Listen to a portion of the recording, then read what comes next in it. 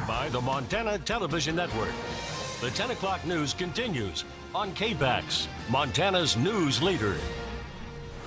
Former Army Sergeant Bo Bergdahl left a military court, a disgraced soldier but a free man. He won't serve any prison time for deserting his post in Afghanistan. Critics, including President Trump, say Bergdahl is a traitor who should be behind bars. Wei Zhang has more from Washington.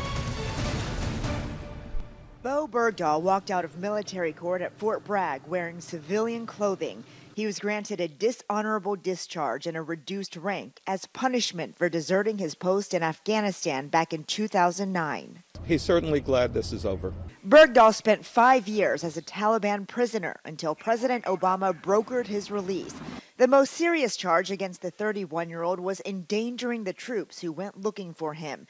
Master Sergeant Mark Allen was shot in the head and will never walk or talk again. The Taliban killed a service dog belonging to Master-at-Arms Senior Chief Mike Toussaint. He says Bergdahl got off easy. I'm utterly disgusted. As an American, as somebody that served with honor and distinction, I truly believe the punishment does not even come close to fitting the crime.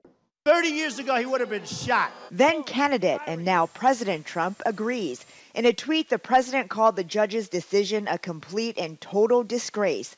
While the judge gave no explanation for his ruling, he said he'd weigh the president's remarks in Bergdahl's favor.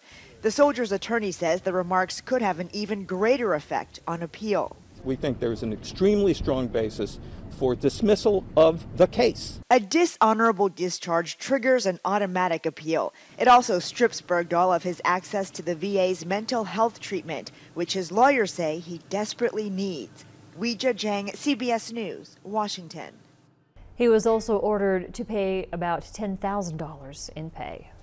President Trump is offering an important 11-day trip to Asia. Economic summits are the reason for the trip, but North Korea's rogue nuclear program will be the main focus. The White House says North Korea is running out of time to end its weapons program, and the president says he'll be delivering a strong message during stops in Tokyo, Seoul, and Beijing. The U.S. put on a show of force in the region Thursday, launching 2 B-1 bombers over the Korean peninsula. North Korean state media called yesterday's demonstration a surprise nuclear drill. It claimed that, quote, gangster-like U.S. imperialists are trying to start a war.